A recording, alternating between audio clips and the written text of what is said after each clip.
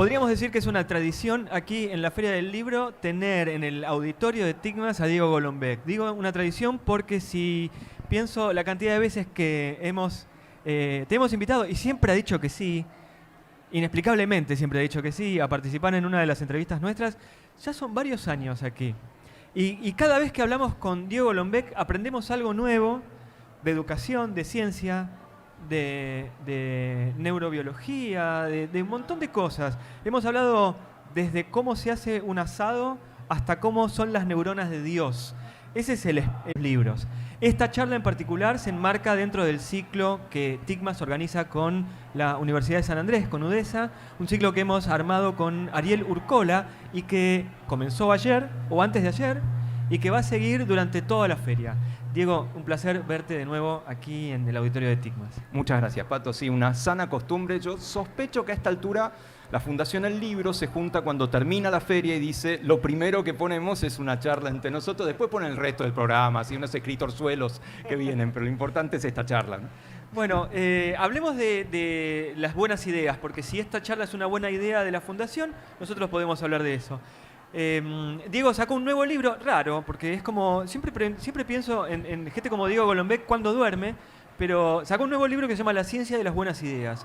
Hoy en la primera charla que tuvimos aquí, Ronnie Bandini, que es un escritor y un innovador, trajo un montón de objetos raros, esos objetos que son los más hermosos porque no tienen utilidad, pero era una máquina que escribía poesía automática, o la máquina de pensar en Gladys del Hebrero, él la había hecho, todas esas clases de cosas. Y le pregunté a él cómo se construye la innovación, cómo se piensa la innovación. Y en tu libro, de alguna forma, vos hablas de eso, ¿no? De cómo se hace para pensar. No solo cómo se hace para pensar, que nos queda lejos todavía. El pensamiento, la conciencia son preguntas para las cuales no tenemos las herramientas adecuadas. Estamos llegando, pero nos cuesta un poquitito. A veces entender el mundo lo hacemos siempre a través de los sentidos. Los sentidos no nos alcanzan, entonces inventamos prótesis de sentidos. Un microscopio, un telescopio, un resonador magnético.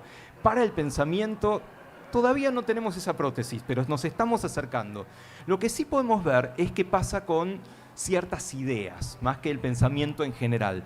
Esto que decías, ¿cómo se le puede ocurrir a alguien una máquina de escritura automática o el Rayuelomatic? ¿Te acordás esa máquina para leer Rayuela automáticamente? Seguramente sea gente muy... Es de él.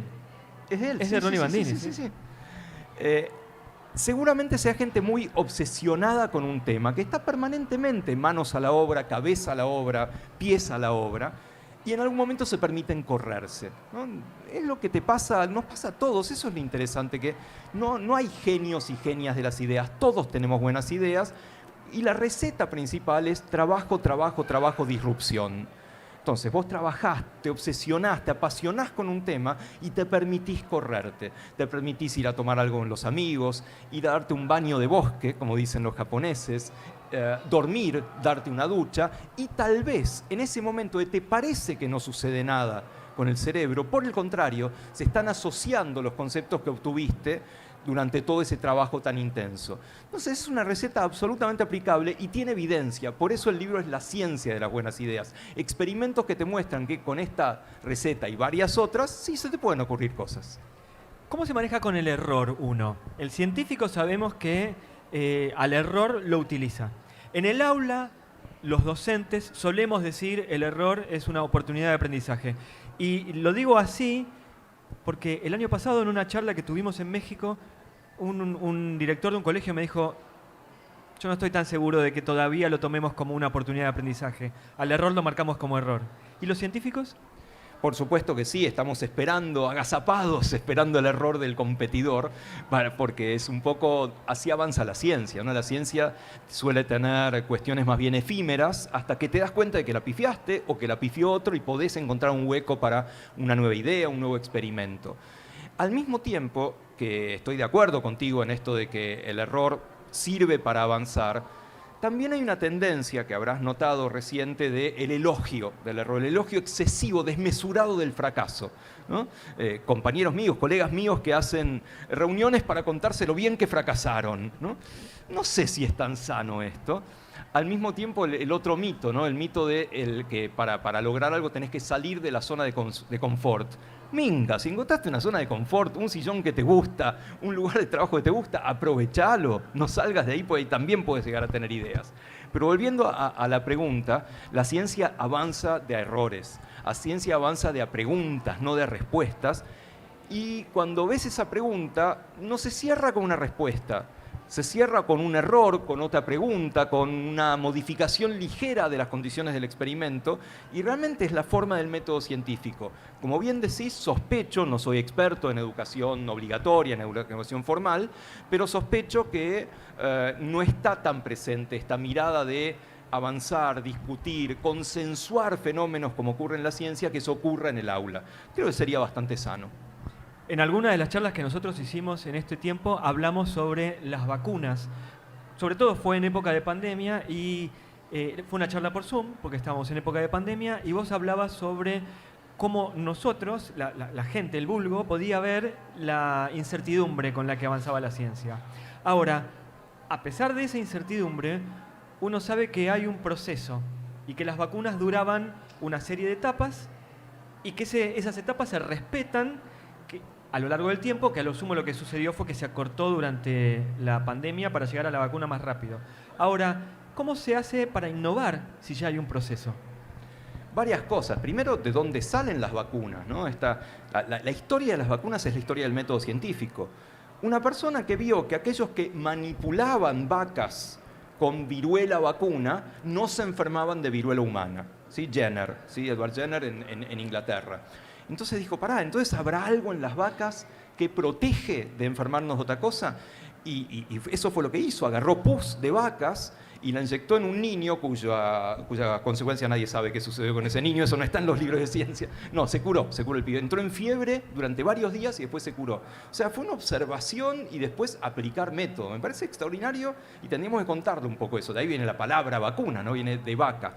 Pero lo que vos decís son varias cosas escondidas ahí. Efectivamente, durante la pandemia tuvimos la oportunidad de presenciar la naturaleza de la ciencia en tiempo real, cosa que no siempre ocurre, con lo bueno y lo malo que eso puede tener. Venía una viróloga y nos contaba, mira, hoy sabemos esto del virus o de la vacuna. Nos decían, por ejemplo, hay que lavar todo con lavandina. ¿Te acordás? Estábamos obsesionados con esto. 2, 3 meses más tarde, tal vez la misma viróloga, un inmunólogo venía y decía, ¿sabes qué? Hoy aprendimos que no es tan así. No se transmite por tocar, se transmite más que nada por el aire. Y eso es muy bueno porque es ver cómo la ciencia va avanzando de a pasitos. Tiene un costado no tan bueno, que es de que quita cierta credibilidad. Vos me dijiste algo, 2 meses más tarde me estás diciendo otra cosa. Sí, y así funciona la ciencia. Y con respecto a lo que decís, también la pandemia fue un laboratorio extraordinario porque fue la primera vez que se hicieron vacunas de una manera completamente innovadora. ¿Sí? Para decirlo biológicamente, ¿qué es una vacuna? Es algo que le señaliza al cuerpo que puede llegar a venir algo tóxico, entonces que se vaya defendiendo. Entonces, ¿cómo haces esa señal? Con un pedacito de ese algo tóxico, un pedacito de bacteria, un pedacito de virus, un virus atenuado, una bacteria muerta. Eso fue la forma en la cual hicimos las vacunas durante decenas de años. ¿Sí? Bueno, alguien dijo, para un cachito, y si en lugar de darle este pedacito de algo tóxico, hago que el cuerpo fabrique ese pedacito de algo tóxico. O sea, de nuevo, asistimos de una manera absolutamente inédita a una forma diferente de producir vacunas y funcionó. Obvio que tiene riesgos, sí, pero para eso hay que hacer una serie de pruebas que se cumplieron todas. Todas las pruebas in vitro, las pruebas en animales, las pruebas en voluntarios, y por eso es que tuvimos vacuna tan rápido y de una manera innovadora. Innovamos en el proceso y no solamente en el concepto. Y eso fue muy loco. Y a ver, vamos a la última locura, una vacuna argentina. Una vacuna argentina íntegramente desarrollada acá, que seguramente va a estar para fin de año. Claro, los incrédulos van a decir, pero ya pasó la pandemia. No, aprendimos a hacerla. Aprendimos a hacerla y Juliana Casataro, que es la investigadora que está a cargo, dice, yo puedo modificar aquello para lo que quiero que responda la vacuna en meses. Bueno, eso si no teníamos un sistema de ciencia y tecnología no era posible.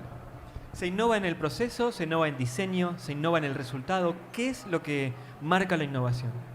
Hay muchas formas de definir innovación. Yo hablo bastante en el libro de esto y mucha gente habló de esto. Stephen Johnson, un montón de gente tiene conceptos hermosos. Obviamente innovar es mirar el mundo distinto, mirar con otros ojos el mundo. A mí me gusta pensar que es mirar el mundo con ojos científicos, con ojos basados en evidencia, sin principio de autoridad, con control, con repeticiones, etc. Pero hay otra definición de innovación que a mí realmente me fascina, incluso literariamente me fascina, que es juntar mundos que están dispersos. Vos tenés un mundo acá, otro acá, y aparentemente no tienen nada que ver. Los metés en el mismo lugar y ahí aparece una idea nueva. Tal vez no es algo completamente innovador, pero lograste algo diferente. Ejemplo, y un ejemplo no es mío, obviamente, pero lo cuento mucho en el libro. ¿Hace cuánto inventamos las ruedas? ¿Hace cuánto la humanidad inventó las ruedas? Bueno, respuesta técnicamente correcta, hace muchísimo tiempo, por supuesto, ¿no? Pero hay evidencias de ruedas de hace 8.000, 9.000, ponele 10.000 años para ser redondos, ¿sí? Ok, hace 10.000 años inventamos las ruedas. ¿Hace cuánto inventamos las valijas? O algo que hoy llamaríamos valija o baúl. Es más reciente. La valija es un invento medieval. Claro, cuando te echaba la condesa y te tenía que ir rajar del castillo, necesitabas una valija, ¿no? Entonces ponele que sea del año 1000 para redondear de nuevo. Ok, hace 10.000 años inventamos las ruedas. Hace 1000 años más o menos inventamos las valijas. ¿Y la valija con rueditas? Meter las dos cosas en la misma mesa. ¿Cuándo lo inventamos? ¿De cuándo es la primer patente de una valija con rueditas? De 1970, hace 50 años. O sea, durante 10.000 años, ruedas. De esos 10.000 años convivieron las ruedas por acá y las valijas por acá, y a ningún gil se le ocurrió juntarlas. Eso es innovación y nos pasa todo el tiempo. Te pasa en tu escritorio, te pasa en tu cuaderno de notas, te pasa en el laburo, te pasa en el colectivo. Sí, si meto esto acá y lo cambio, es innovación a la Edison. Edison inventó cosas, por supuesto, pero la mayoría de las cosas que patentó eran modificaciones, eran meter en el mismo lugar algo que nadie había pensado que podía convivir. Y eso es una definición hermosa de innovación. Me haces pensar en que la evolución del libro pasó del papiro al libro, o bueno, al códice, al libro, etcétera, y llegó al ebook. Y los primeros ebooks trataban de replicar la metáfora del libro como si fuera textual, y fracasaron todos, hasta que empezamos a ver que un libro podía estar acá y que no había que hacer así, sino que había que hacer así, ¿no? Y se rompió la dinámica de la hoja, con el libro, con la música, con un montón de cosas. ¿Cuándo se produce ese clic de decir, no, lo que teníamos, ahora hay que volverlo a pensar? Creo que usaste la palabra evolución ahí, y me parece que, bueno, de hecho, no me parece, hay mucha gente que lo demuestra esto, que los objetos siguen un proceso evolutivo del tipo darwiniano. ¿En qué sentido? ¿En qué se basa la evolución darwiniana? Primero, en tener variabilidad. Vos necesitas varios productos distintos, porque si todos son iguales, obviamente no tenés nada que pueda ser seleccionado. Y después, que no es la famosa supervivencia del más apto, Darwin lo menciona, pero no va por ese lado, sino que alguno tenga reproducción diferencial. En el caso de un producto, que a alguno le guste más a la gente. Entonces, tenés un montón de ebooks distintos. De pronto ves que uno, la gente empieza a gustarle un poco más. Se empieza a vender más y los otros empiezan a reproducir menos. Con lo cual hay una cierta selección natural de ese producto. Así que es interesante pensar la evolución darwiniana aplicada a los objetos, siempre y cuando tengas diversidad, que es inevitable e imprescindible, y que tengas alguno que tenga una cuestión diferencial, más adaptativa, o que la gente le encuentre un mayor uso. Así que, digamos, de los monos a los libros hay un breve paso, me parece. ¿Se puede innovar en la escuela hoy? A ver, yo no soy pedagogo, ¿sí? Yo he trabajado mucho en educación en ciencias en particular y he colaborado con gente que es experta en esto. En ciencias hay muchísimo por innovar, pero muchísimo. Me parece que si lo pensás en niveles educativos, el nivel educativo más científico, más innovador de todos posiblemente sea el inicial, ¿no? Se tira a la maestra en el piso, en la alfombra, para entender el mundo a través de los sentidos, para modificar de una variable por vez. Si un pibe dice, ¿y si cambiamos esto? Y otra dice esto. Y eso es hacer ciencia, eso es mirar el mundo con ojos de científico, o sea, innovar. Después pasamos al nivel obligatorio primario, y cambia mucho la historia, ¿no? Porque el imaginario de la primaria no pasa tanto por esto de barajar, meter las cosas en una coctelera y ver qué pasa. Es, ojalá, leer, escribir, sumar, restar. Si llegas a multiplicar y dividir, buenísimo. Un poquito de ciencias sociales.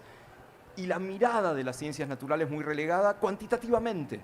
Vos mirás las horas que se dedican en la primaria a las ciencias naturales y son muy pocas. Claro, vos podrías decir, o cualquiera podría decir, ¿y dónde las meto? Y es una muy buena pregunta, soy incapaz de responder a menos que tengamos jornada extendida. Entonces, en la primaria se pierde un poco esa mirada de ¿qué pasa si hago esto, si hago lo otro? Y empieza a aparecer el error. ¿Sí? Yo he ido invitado a laboratorios más en secundaria, pero también en primaria, y vos proponés un experimento, ¿no? Entonces lo hacemos y estamos todos copados, qué sé yo, y es inevitable que venga un pibe y te diga, me dio mal, ¿no?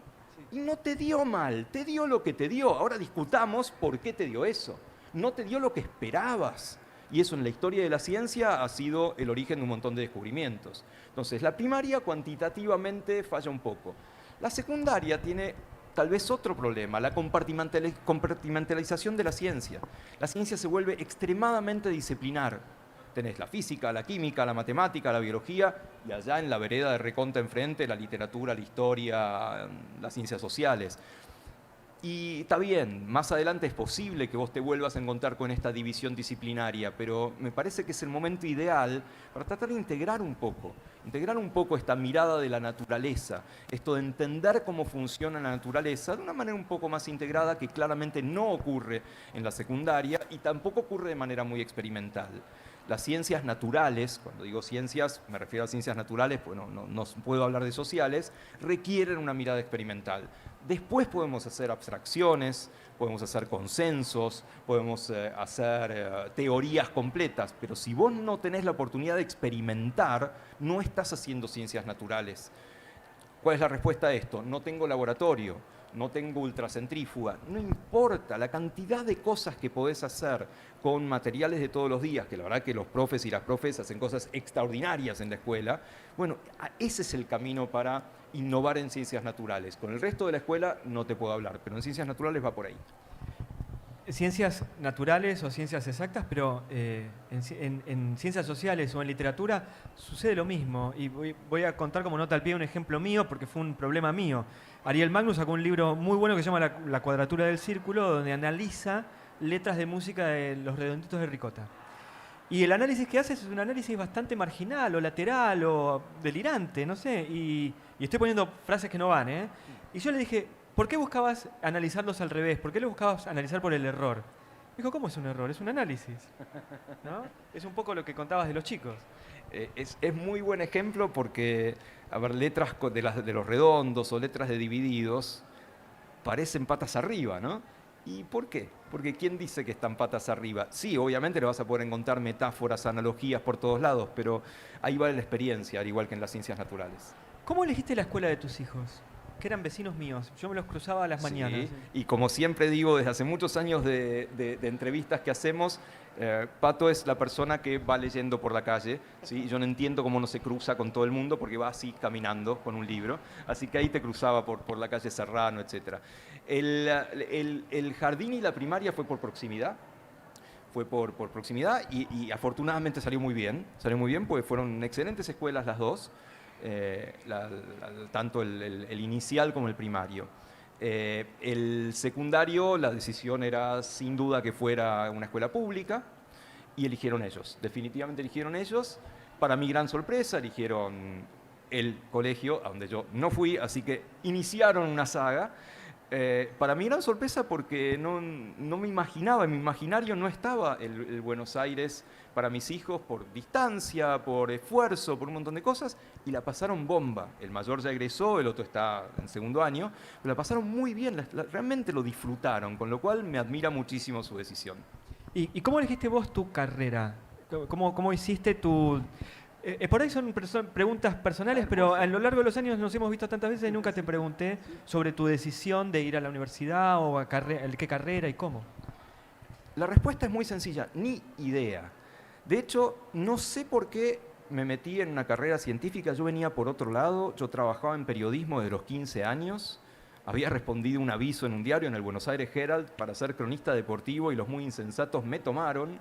Entonces yo iba a cubrir cricket. Cricket, no sé si lo conocen, es una porquería, dura 3 días y paran para tomar el té, las reglas son imposibles, pero la pasé muy bien. Después volví a la redacción y era un sueño, un pibe de 15, 16 años, con Robert Cox, con James Nilsson. Yo no sabía quiénes eran Robert Cox y James Nilsson, pero después me enteré que estaban ahí.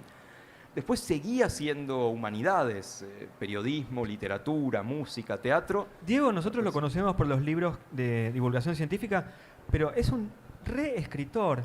Yo no me voy a acordar ahora el libro que tiene la tapa del taxi, pero es una novela muy linda esa. Así en la Tierra. Exacto. Así en la Tierra, efectivamente. Me metí en una carrera científica sin saber muy bien por qué. Algo de mandato familiar debe haber. Mi viejo era químico, mi hermano mayor es astrónomo, mi otro hermano es médico, así que algo daba vueltas por ahí por la casa. Al principio no me iba bien, no me gustaba, pero algo hizo clic.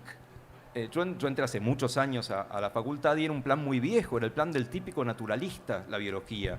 Era mucha zoología, mucha botánica y no tenía nada que ver conmigo. Yo no era un niño naturalista, yo no levantaba las rocas a ver qué bichos había abajo, no pasaba por ese lado.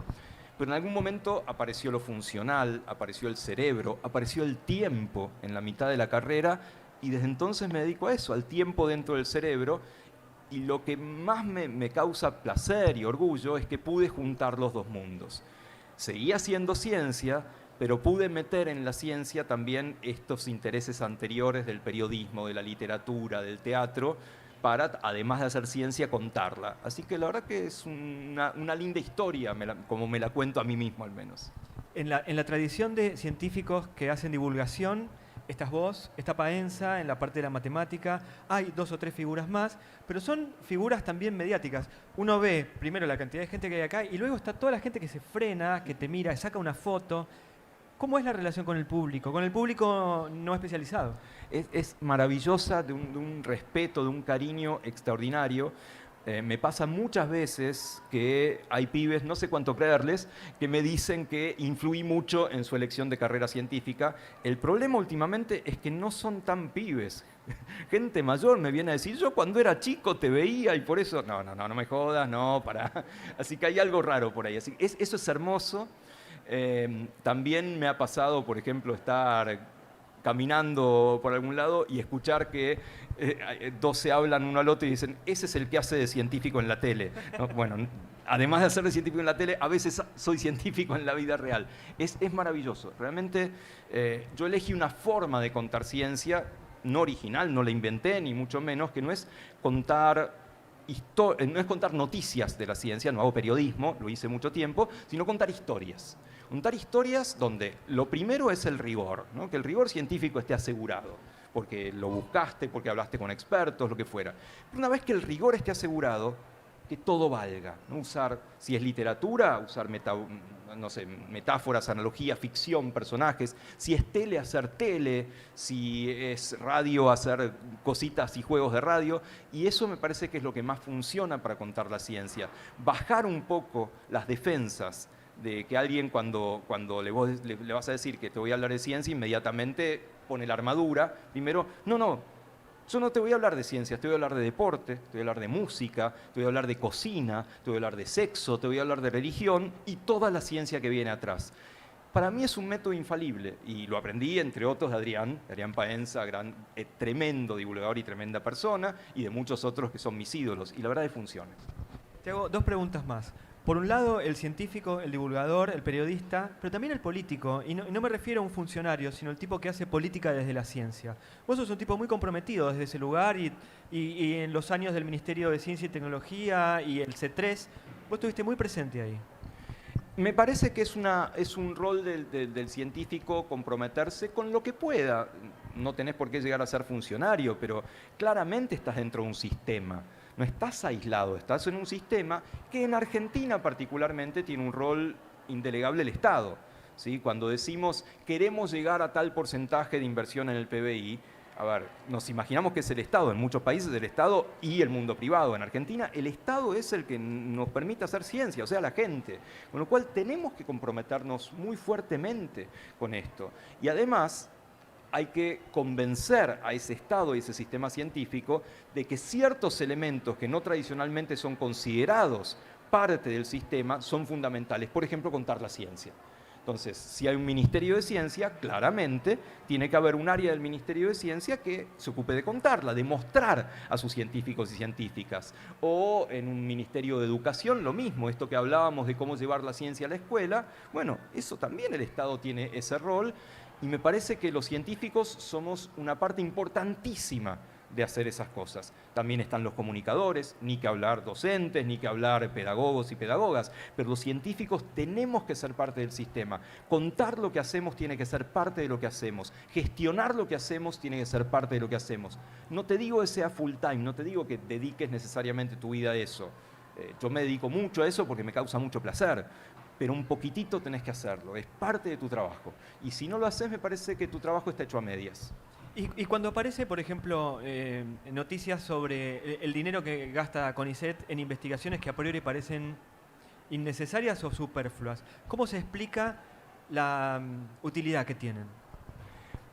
A ver, las ciencias naturales en particular, podríamos hablar de las ciencias sociales también. Es que sobre todo, por ahí te hago una pregunta que afecta más a las ciencias sociales. No, no necesariamente. Sí, son esas noticias que indefectiblemente empiezan diciendo un grupo de científicos, ¿no? Un grupo de científicos de la Universidad de algo en CH, Michigan, Massachusetts, Chicago, y esto ya lo hemos hablado algún año, ¿no? Chilmes, San Andrés. Esas noticias te parecen completamente absurdas, a veces lo son, ¿por qué negarlo que a veces lo son? Pero en el camino del descubrimiento, si está bien hecho, si es honesto, si es con las metodologías adecuadas, con el acompañamiento adecuado, se te cae una aplicación donde menos la esperás. Yo soy lo que se llamaría un científico básico. Yo me formé así, entre ratones, tuve ensayo, pipetas, y en el camino nos aparecieron un montón de aplicaciones.